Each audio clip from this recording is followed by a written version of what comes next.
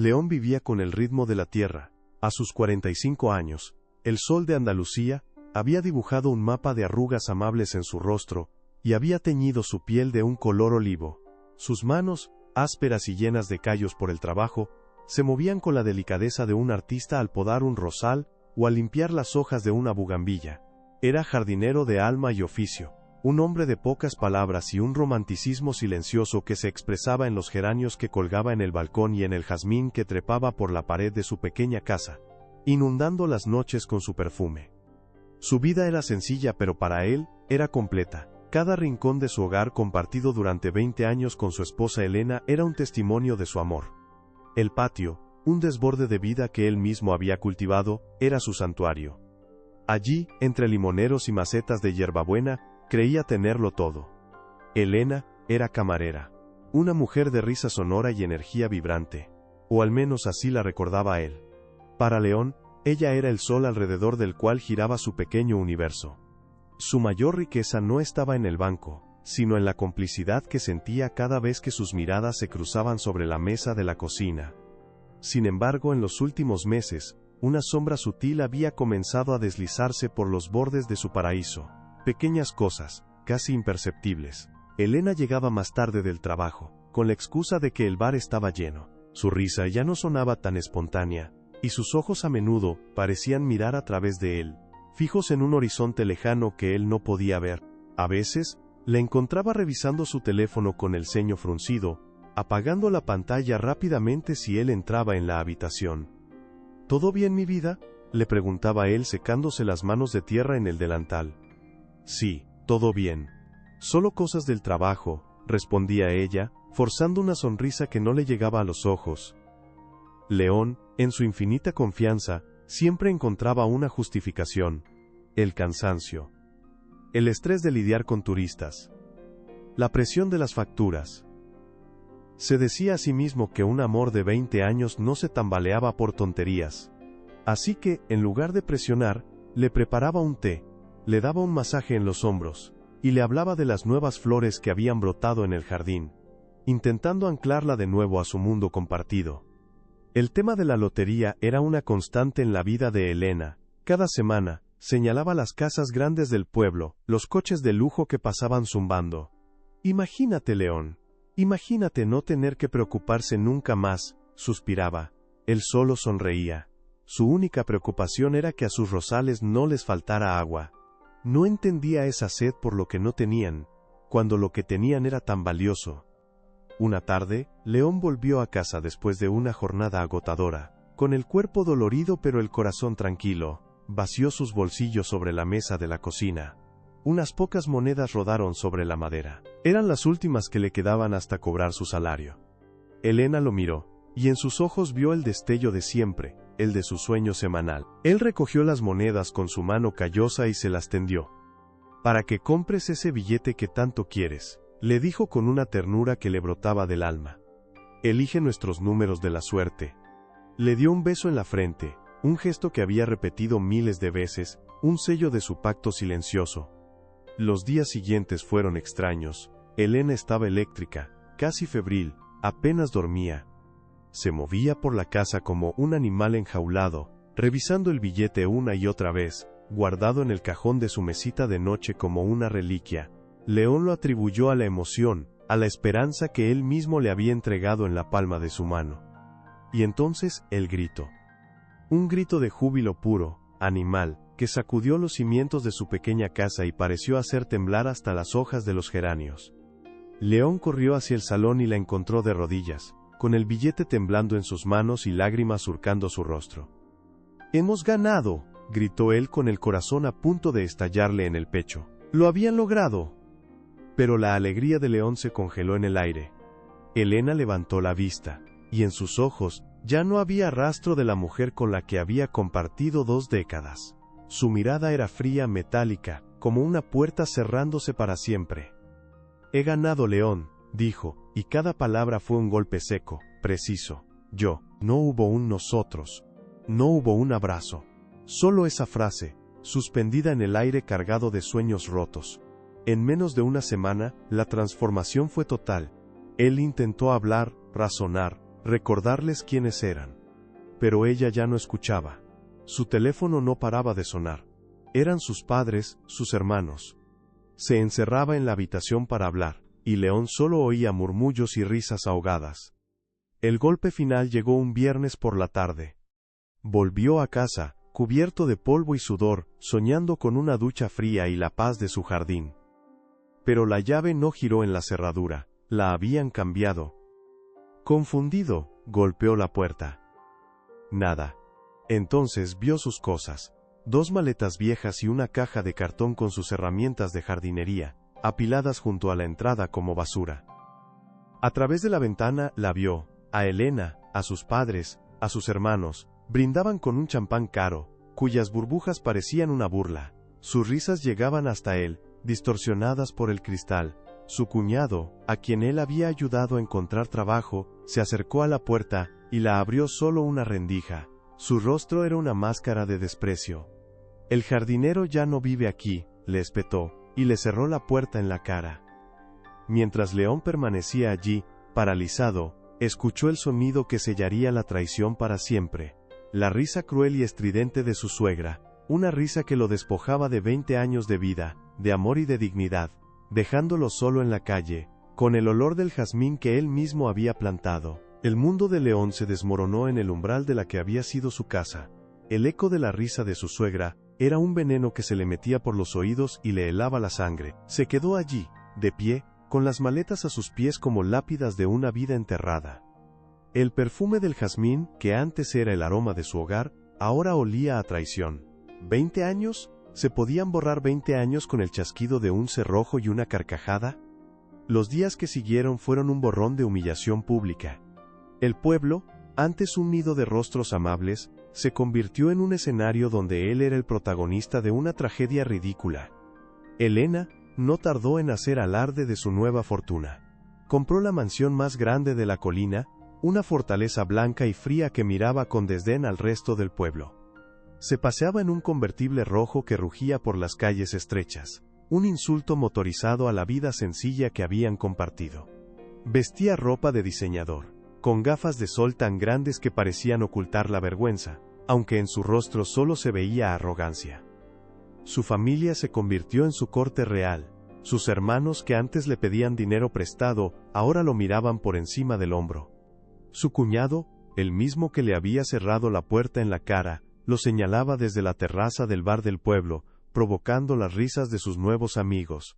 Los susurros lo seguían a todas partes. «Pobre diablo», decían unos. «Siempre fue un don nadie, ¿qué esperaba?», comentaban otros. «Dicen que ahora quiere quitarle el dinero, qué oportunista». Cada palabra era una piedra. León perdió clientes. Las señoras del pueblo, que antes admiraban sus jardines, ahora cancelaban sus servicios con excusas torpes. Los amigos que habían compartido cenas en su patio, ahora cruzaban la calle para no tener que saludarlo. La soledad se convirtió en una manta pesada y asfixiante. Vivía en un pequeño cuarto alquilado, cuyas paredes desnudas contrastaban dolorosamente con la vida que había cultivado en su hogar. Las noches eran las peores. El insomnio lo torturaba con recuerdos. La risa de Elena cuando quemaron la primera cena que intentaron cocinar juntos, sus manos entrelazadas mientras veían el atardecer desde su balcón, la promesa silenciosa de envejecer cuidando de sus geranios.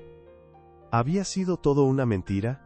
La humillación alcanzó su punto culminante una mañana gris. Un cartero le entregó un sobre con un sello oficial. Eran los papeles del divorcio. Se sentó en el borde de su cama improvisada y leyó. Las palabras legales eran frías, impersonales, pero un párrafo en particular le robó el aliento. Elena, a través de sus carísimos abogados, le exigía que firmara una renuncia a cualquier reclamación sobre su premio, describiéndolo a él como un simple conviviente sin derecho a nada. Ni una mención a los 20 años. Ni una palabra sobre el amor, el sacrificio o las monedas que él mismo le había dado. Lo habían borrado, legalmente, oficialmente. Ese fue el fondo, el punto más bajo. Se miró las manos, las mismas manos que habían plantado flores y construido un hogar. Estaban temblando. Sintió una mezcla de rabia y una tristeza tan profunda que dolió físicamente. como un puño en el estómago. Podía dejarse hundir, podía aceptar la etiqueta de pobre diablo que el pueblo le había colgado. O podía luchar. No por los millones, el dinero se sentía sucio, manchado. Lucharía por su nombre, por su dignidad, por los 20 años de su vida que se negaba a que fueran reducidos a una nota a pie de página en la historia de éxito de Elena. Al día siguiente, tomó una decisión. Condujo su vieja furgoneta, su única posesión de valor real, al taller del pueblo. La vendió por una fracción de lo que valía. El dinero en su mano se sentía pesado, el precio de su honor. Con ese dinero, fue a ver a Sofía, una joven abogada cuyo pequeño despacho estaba escondido en una callejuela, lejos de las grandes firmas del centro. Era tenaz, decían, y no le tenía miedo a los poderosos. No quiero su dinero, le dijo León, con la voz firme por primera vez en semanas. Quiero que todo el mundo sepa la verdad. Sofía lo escuchó sin interrumpir, sus ojos inteligentes analizando cada palabra, cada gesto. No vio a un oportunista, sino a un hombre con el corazón roto. Su estrategia no sería atacar, sino contar una historia, la verdad. Empezaron a reunir pruebas de su vida en común, fotos viejas, facturas pagadas a medias, testimonios de los pocos vecinos que aún le hablaban. Pero el arma secreta apareció una noche, mientras León revolvía una vieja caja de cartón llena de recuerdos que había logrado salvar. Dentro, debajo de un montón de cartas, encontró una pequeña caja de madera. Era de su madre. La abrió, y dentro, junto a un extracto bancario de hacía unos meses, había una carta escrita con su letra temblorosa. «Hijo mío», leyó León, con un nudo en la garganta, «este es el poco dinero que pude ahorrar, no es mucho, pero quiero que lo uses para algo importante, para plantar un futuro junto a Elena. Un futuro fuerte, como los olivos que tanto te gustan». El extracto bancario mostraba el ingreso de esa pequeña herencia en su cuenta. Y la fecha de la retirada del dinero coincidía exactamente con el día en que le dio a Elena las últimas monedas para comprar el billete de lotería. La semilla de la fortuna de Elena no había sido la suerte. Había sido el último acto de amor de su madre. La prueba no era solo legal, era poética, era devastadora. León miró el papel, luego la carta. Ya no sentía solo dolor, sentía una fuerza nueva, tranquila y poderosa, la fuerza de la verdad. El día del juicio llegó como una promesa de tormenta en un cielo despejado. La sala del tribunal era un microcosmos del pueblo.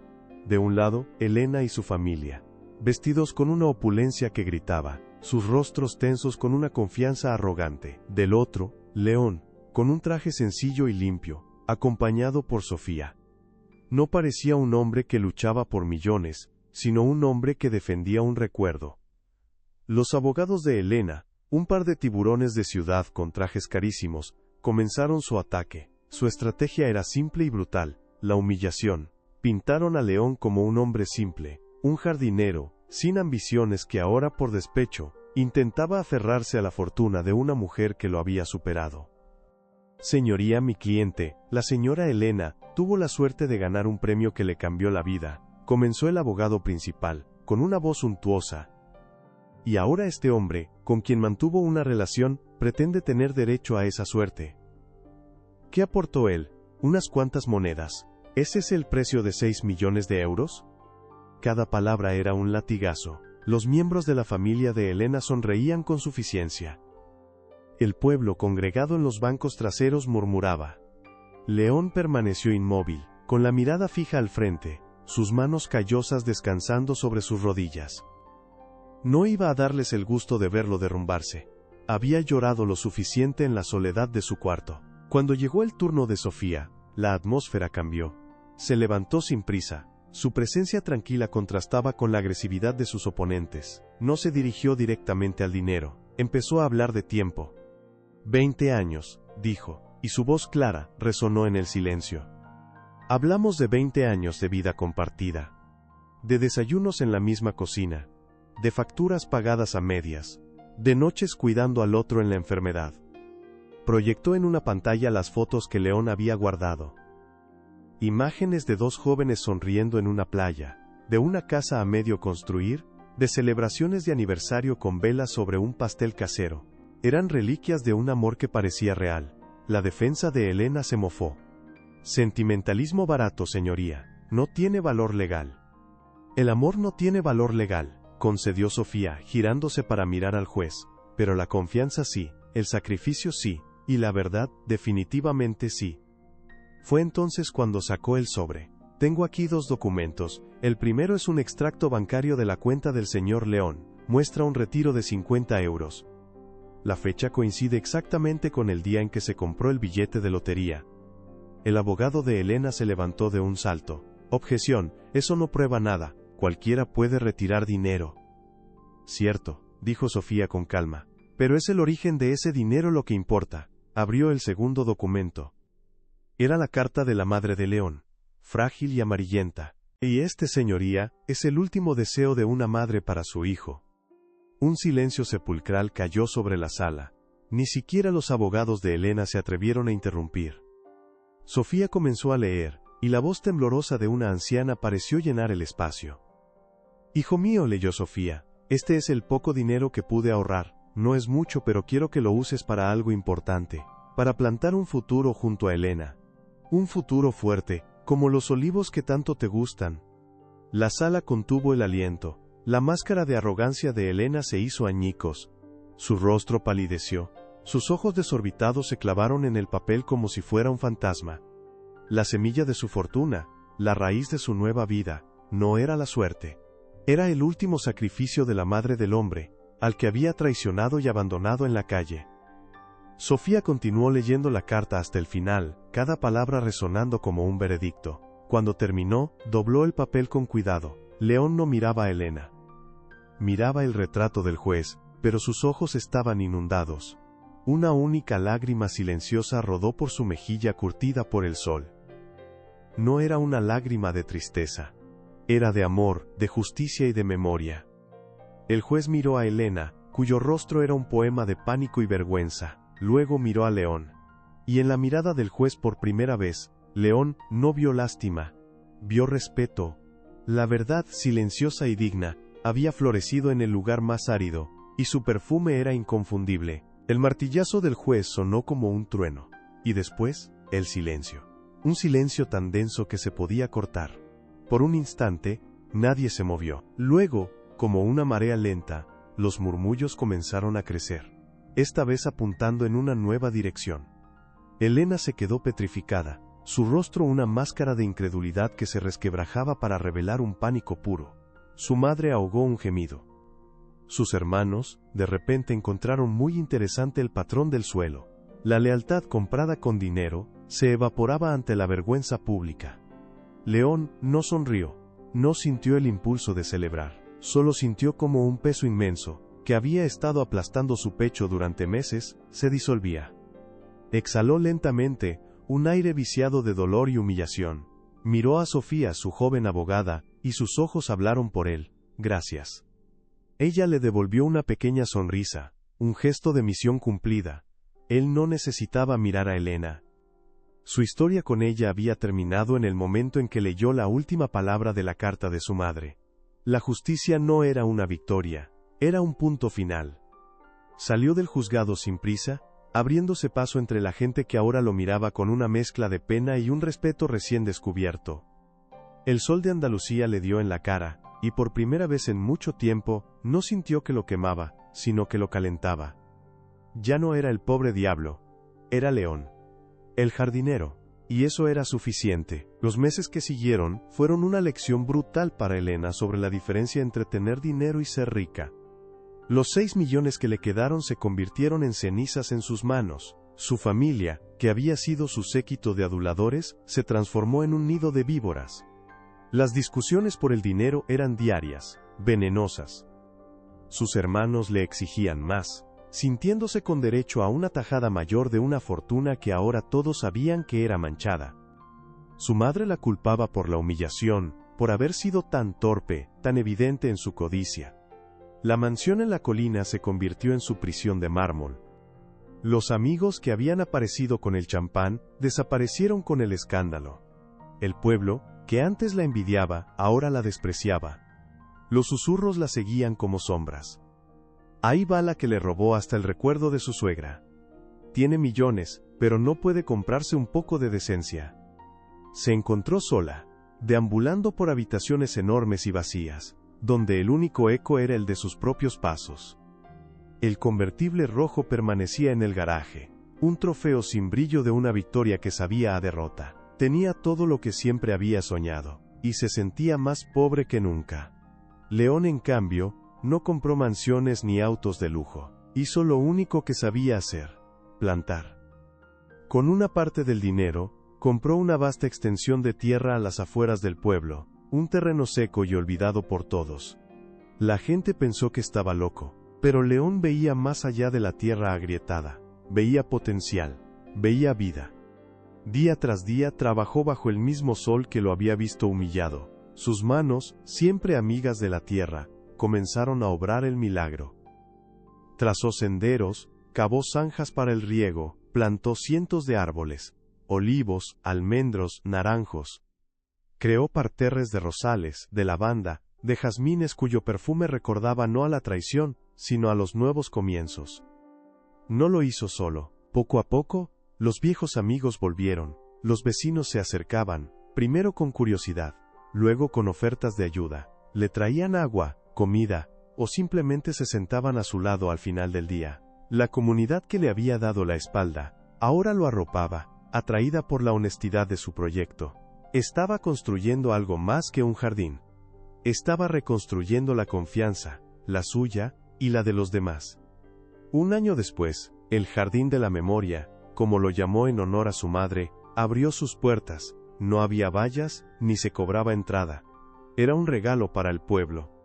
Un lugar donde las familias podían pasear, donde los niños podían correr descalzos sobre la hierba fresca, y donde cualquiera podía sentarse a la sombra de un árbol a leer un libro. Se convirtió en el corazón verde de la comunidad, un testimonio viviente de que de la tierra más herida puede brotar la belleza más extraordinaria. Una tarde de primavera, mientras el sol se ponía pintando el cielo de naranja y violeta, León estaba de rodillas, con las manos cubiertas de tierra, enseñándole a una niña a plantar una margarita. La risa de la pequeña era cristalina, pura. Él levantó la vista y sonrió, una sonrisa serena, completa, que le llegaba hasta el fondo de los ojos. A lo lejos, en la colina, la silueta de la mansión de Elena se recortaba contra el atardecer, oscura, silenciosa, con las luces apagadas. Un mausoleo de sueños vacíos. León había comprendido que la vida, como un jardín, a veces necesita que arranquen de raíz todo lo que creía seguro, para que algo nuevo y más fuerte pueda florecer. La traición fue un invierno largo y cruel, pero no fue su final. Fue solo la tierra preparándose para una nueva siembra. Porque la verdadera riqueza no es la que se gana en un billete de lotería, sino la que se cultiva con paciencia, con dignidad y con amor. Y esa, nadie te la puede arrebatar. Cuéntame en los comentarios desde qué país nos estás viendo, me encantará leerte. Y no olvides suscribirte para no perderte más historias como esta.